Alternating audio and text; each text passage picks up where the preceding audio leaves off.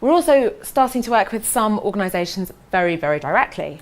So we've been targeting a few small nature conservation organisations in the UK to see how this would work. But we're getting them to write into their personal NGO plans using conservation evidence. So when they're planning a project, when they're planning reserves management, that it will come up and say, well, what's your justification for this based on conservation evidence?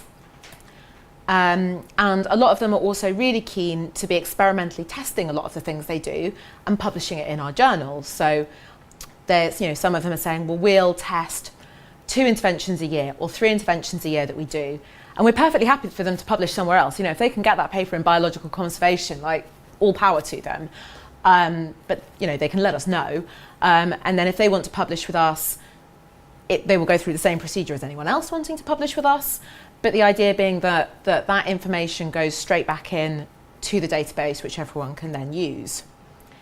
And some of the groups we're talking to, as I mentioned before, are funders, and they're asking their grantees to check conservation evidence.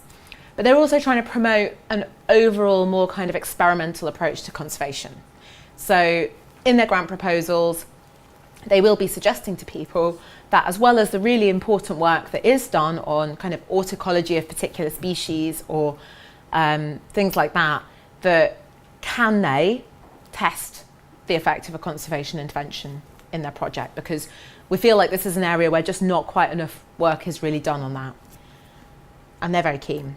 So far, the Vincent Wildlife Trust, FrogLife and People's Trust for Endangered Species are going to be our first group of evidence champions.